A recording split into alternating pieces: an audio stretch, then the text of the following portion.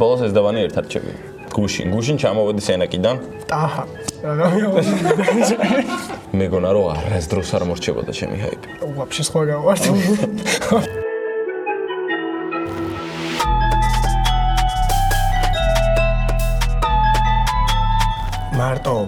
მარტოობა გასაკვირი არ იქნება, ასოცირდება ჩემ ყველაზე ერთ-ერთ ყველაზე დიდ შიშთან რა. ანუ აი ყველაზე დიდი შიში რისიც მაქვს, ხო აი რა ცხოვრების ბოლოს მარტო არ გავიჩითო რა, ანუ ვაფშე ყველას გარეშე. პირველი სიყვარული. ჩემი პირველი სიყვარული იყო ბაღში. ბარტყის ვეძახდი ეგ მახსოვს მარტო რა, შენი პირველ სიყვარულზეც მოგვიყევი რა. ჩემი პირველი სიყვარული იყო 14-ის ვიყავი. და ეხლა ძმაკაცობთ.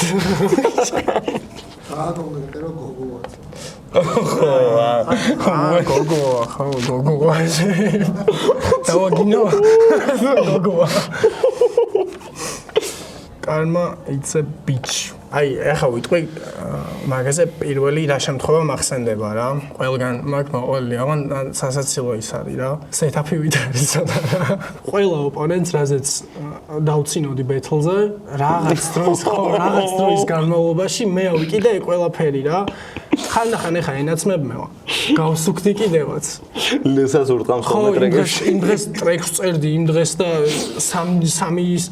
სამი ჩაწერადაც და დამჭირდა რომ არ ჩამერტყა.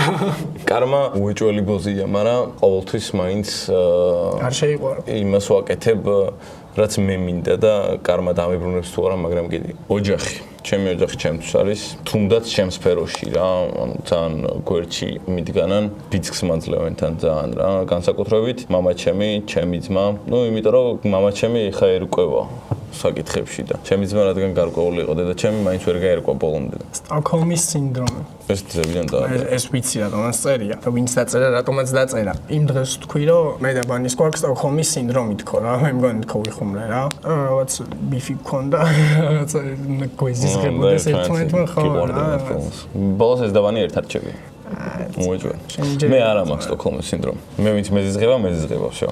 მაგრამ არ მეზიზღება ადამიანების 99%. გუშინ ჩამოვედი სენაკიდან, მოვინახული მამაჩემი, ბებიაჩემი და რო ჩამოვედი ისევ იგივე დამხვდა თბილისი რა. მიწა, წყალი, ცეცხლი, ჰაერი. და აქ უნდა იყოს პელეს რაუნდი. მიწა. რავი, ჩვენი პირველი საქართველოს მახსენდება რა.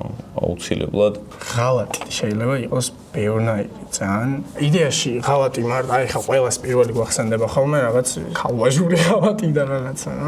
არა, მარტო პირველი არ მახსენდება. მარტო ეგეთი ანუ ხო რა ხშირია ეგეც ძალიან. ეგ არის მარტო ღალატი რა. მე მიმაჩნია რომ თუ არ მიღალატეს, ანუ ქალვაჟურს იმაში არა მარტო საუბარი, თუ არ მიღალატეს თუნდაც საქმეში, თუნდაც ბევრ რაღაცაში რა ისე ვერ გავძლიერდები. ანუ იდეაში ღალატი ბევრი რამე, ანუ შეიძლება საერთოდ არ უნდოდეს იმ ადამიანს, მაგრამ ეგრე ხო რა, მგონია რომ თუ არ მიღალატეს, ნებისმიერი გადაწყვეტილება შეიძლება ბოლოს ღალატი აღმოჩნდეს. აკრძალული ხილი, მაგრამ ბილინგი წერია რაღაცას. აკრძალული ხილი. აკრძალულ ხილზე პირველი მახსენდება ადამი და ევა რატომღაც. ეგრე გამახსენდებოდა ალბათ. ტაჰა. რა გამიავალე. რა უნდა ვინარ? კაი კაცია. ჩვენ ძმა მოკითხვა. ხო. ტაჰა ჩემი აზრით არის ბევრი ადამიანის გაერთიანებული და საუკეთესო შემდგარი ოღონდ იმიტომ კი არა რომ ყოველთვის ყველას საუკეთესო იქნება, არა მჯობნი არ დაილევა რა. პროსტა ამ ჯერჯერობით ის ტიპია რომ ყველაფერი შეუძლია რა. ყველაფერი შეუძლია. ტრეკებშიც ერთ-ერთი საუკეთესოა, ბეთლშიც ერთ-ერთი საუკეთესოა, დღეს შოუშიც ერთ-ერთი საუკეთესოა, ანუ ბევრი რამე შეუძლია ძალიან და ინსპირაციაც არის ბევრის. ჰაიპზე პირველი მახსენდება რომ მეგონა რომ არასდროს არ მორჩებოდა ჩემი ჰაიპი. აი არასდროს არ მოკვდებოდა, იმიტომ რომ პირველ სეზონზე რომ გამოვედი, Sky-ს რომ მოუგვეჯერ, ესეთი რეაქცია მქონდა. და მე ფინალში რო დავდექი, მაგრამ ცოტა უცნაურად მიყვა ეგ ყველაფერი ერთმანეთს. აი Sky-სთან არ მეგონა რომ მოვიგებდი, მაგრამ გრძნობდი მოგებას. თავლისთან მეგონა და გრძნობდი და ტაჰასთან ცოტა ის იყო რა, აი ფინალის ემოციები წამომიყო რა, ნო? მეგონა რომ მოვიგებდი, მაგრამ ვერ ვიგრძენი ეგ მოგება. ის მეტოქის ფაქტორიც არის მან რა. რაც გინდა არ გინდა მეტოქის ფაქტორიც არის. ანუ ჩემი ძმა თოვლი, მაგრამ როცა თოვლი გხდება სხვაგან წყობით ხარ, როცა ტაჰა გხდება სხვაგან წყობით ხარ რა. ხო, არა, გუეჯორი. და ჰაიპის პონჩი ხო რა დღესაც გონია რომ თუ ყოველთვის ვაკეთე, როგორც ანუ სწორად თუ ვაკეთე, ყოველთვის არ მორჩება რა უეჭველი. ჰაიპი ჩემთვის არის ანუ ამოუხსნელი რაღაც არის. აი ისეთმა რაღაცამ შეიძლება რომ მოგიტანოს ჰაიპი, რომ ვერც არ მოიდგინო რა, მაგრამ ახლა ჩემს არ უნდა იფიქრო რა რაღაც თავისით მოვა.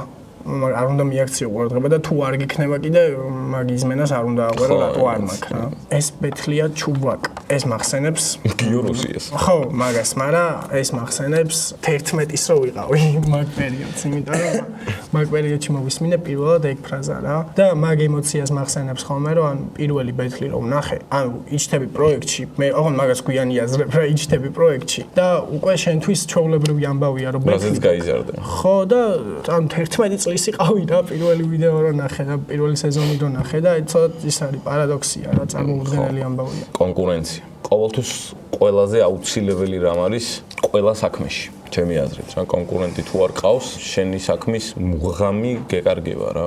შენ ჩემი კონკურენტი ხარ რა. მეც შენი კონკურენტი ვარ. ოღონ ჯანსაღად. არა, წამოვიბეთლო. ეთახლა. აი ეს მაინც მე ამომივიდა. სუნი არის ცუდი, სურნელი არის კარგი. ან სუნს ვიძახიან, ესე იგი ჩემთვის ცუდია და სურნელი კარგია. ანუ სუნი მე პირველი ბენზინის სუნი მახსენდება. სურნელი არ ამგონია ბენზინის. აუ სუნზე მახსენდება შემწვარი კვერცხი და რატო მართლა. ანუ აუხსნი. პატარაობიდან მეზიზღება შემწვარი კვერცხი რა. ანუ ვერ ვჭამ რა. ხუთი მცნება. არა კაცკლა, არ იმრუშო, არ მოიპარო. მაგას ბოლომდე ვერ ვიტყვი ხა, მაგრამ ცოლი როცა ყავს, ვაკალის თვალი არ გაგირბოდეს. ეგეც არის. პატივიეცი დედას შენსა და მამას შენს. ანდერძი. ხო რა, ანდერძი ის არ არის მარტო რა. ეს რო დაწერდა ბოლოს ხელმოწერასო დაარტყავ და ბეჭესო დაარტყავ და იშვილო ამას გიტოვებ არ არის ანდერძი. ანდერძი შეიძლება დაუტოვო ისეთ ადამიანს, ვისაც საერთოდ არ იცნობ და არ შეხვედრილ ხარ არასდროს რა. რატო უნდა დაუტოვო იქ ადამიანს? ბიჭო, მაინც და მაინც სახსე და შანდლებზე არ მაქვს საუბარი რა.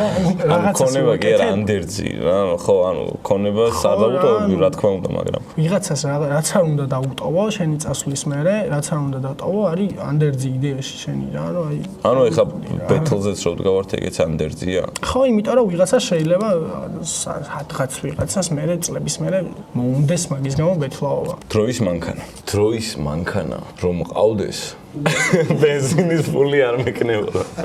ხო, არა, დროის მანქანა რომ ყავდეს, ალბათ თუფაქს მოვინახულებდნენ, როგორ არის მოვიკითხავთ. და სხვათა შორის არ მართლა რა. ჩემ დიდ ბაბუაზე ისეთი ლეგენდები მსვენია, რომ უეჭველი მაინტერესებს ეგეთი იყო თუ არა რა. პინო, შუახნის კრიზისი. ჯაჯღანა მოხუცი, მაგრამ მიყვარს. პინოზე პირველი ის მახსენდება, რომ ბევრ რამეში ძალიან აკროზის მაგიტო კი არა. просто ბევრ რამეში ხელი შემიწყო და იყო ბევრ საკითხში ისეთი ადამიანი, ვინც აი ამას გეტყვის, რომ შენი დროა და ხელს გიბიძგებს, რომ წადი დავე.